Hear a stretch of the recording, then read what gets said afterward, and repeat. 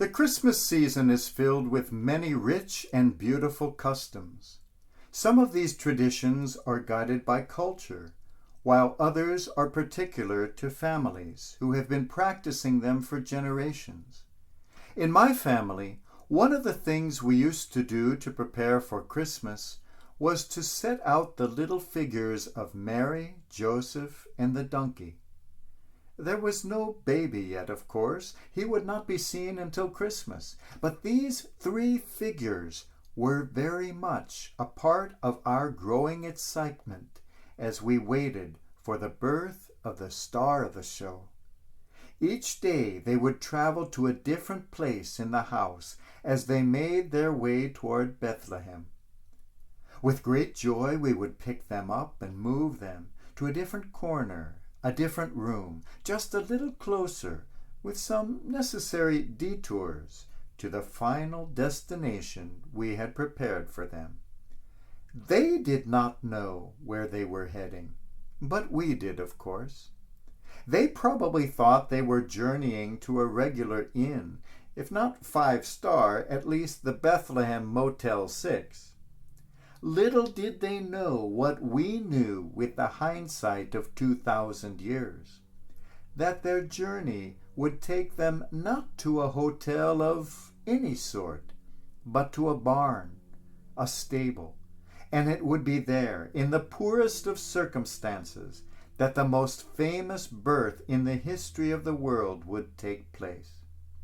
We knew all about that barn, and we had it waiting for them. Would Joseph and Mary be disappointed at what they found? Probably.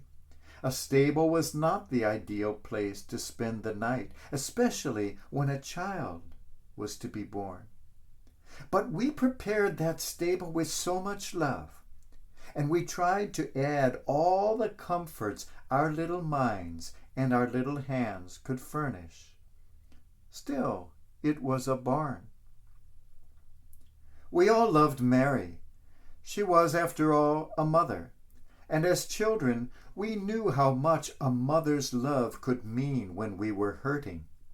Her mysterious face was a magical mixture of sadness and great joy. Enough sadness that we knew she understood our tears, and enough joy to bring a smile to our face no matter what we were facing. Isn't that what a real mother always means to us? We felt sorry for poor Joseph. He was walking the whole way. They had no Prius, and there was only one donkey between the two of them. And perfect gentleman that he was, he always let Mary ride, no matter what room of the house they were traveling through. We always thought of him as an old man, which was probably unfair. More likely it was the tiring journey, the long walk, that made him look so much older than Mary. But in his face, underneath the visible fatigue and worry, was the image of undaunted trust and self-sacrifice. We felt comfortable and safe in the company of this man, and we hoped that Mary did too. My favorite member of this Holy Family, however, was neither of these two holy celebrities, beloved as they were. My favorite was the donkey. I used to wonder what was going through the simple mind of this simple 4-legged friend as he journeyed through the rooms of our home and the deserts of Palestine. Did he have any inkling of the world-changing task he was accomplishing? Did he have any idea who it was he was carrying?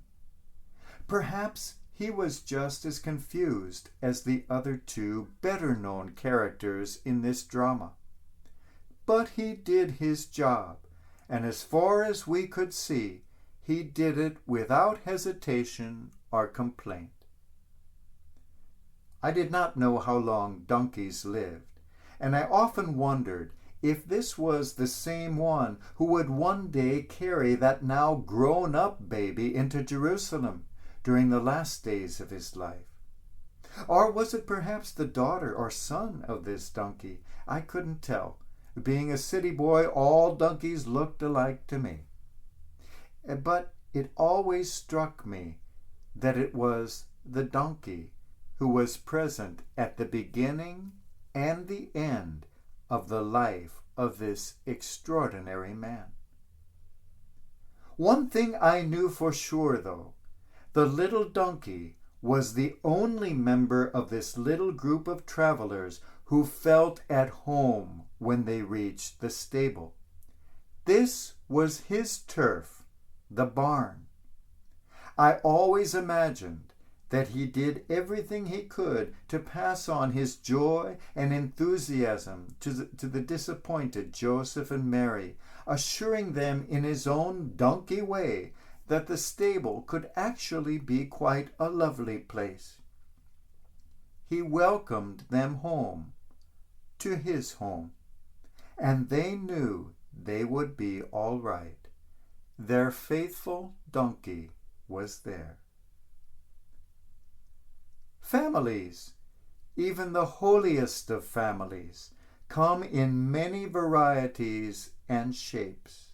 There is no such thing as a traditional family, and anyone who claims there is has no knowledge of history, humanity, or the annals of sacred scripture. Each of us can identify with Holy Mary in some way, and each of us with good Saint Joseph.